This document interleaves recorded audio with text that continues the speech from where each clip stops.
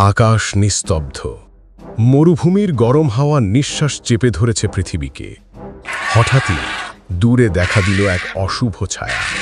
সে শকুন, মৃত্যুর দূত, আকাশের ওপরে ডানা মেলে ভেসে আছে, যেন সূর্যের আলোকে গ্রাস করে নিচ্ছে। তার চোখে নেই দয়া, নেই ভয়, আছে শুধু এক অদ্ভুত ক্ষুধা, হাড় পর্যন্ত গিলে ফেলা সেই ক্ষুধা। কিন্তু আকাশের সিংহাসনে আরেকজন অধিকার দাবি করে। সে ঈগল, সম্রাট। দৃষ্টি এত তীক্ষ্ণ যে মাইল দূরের নড়াচড়া চোখ এড়ায় না।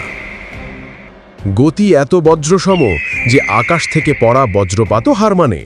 আর তার নখ ছুরির মতো ধারালো, এক আঘাতেই জীবন থামিয়ে দিতে যথেষ্ট। আজ তারা মুখোমুখি। মাটিতে পড়ে আছে এক মৃতদেহ। শকুন ধীরে ধীরে নিচে নামছে, তার বিশাল ডানা আকাশ ঢেকে ফেলছে।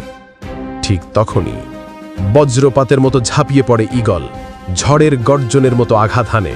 শকুন হোঁচট খায়, বাতাসে উড়ে যায় পালক। আকাশ মুহূর্তেই কেঁপে ওঠে যুদ্ধের শব্দে। কিন্তু শকুন একা নয়, একটার পর একটা দলবদ্ধ ছায়া নেমে আসে। 10, 20, 50, পুরো আকাশ ভরে যায় কালো অশুভে। এক ঈগল বনাম এক বাহিনী। ঈগল লড়ে যায় মরিয়া হয়ে। এক ঝাঁপে শকুন মাটিতে পড়ে যায়, আরেক আঘাতে রক্ত ঝরে। কিন্তু সংখ্যার ঝড়ের সামনে সম্রাটও ক্লান্ত হয়ে পড়ে। চারদিক থেকে ঠোঁট, ডানা আর ভয়ার্ত চিৎকার। এ যেন আকাশের অন্ধকারে ডুবে যাওয়া আলোর শেষ লড়াই। ফলাফল নির্মম অথচ অনিবার্য।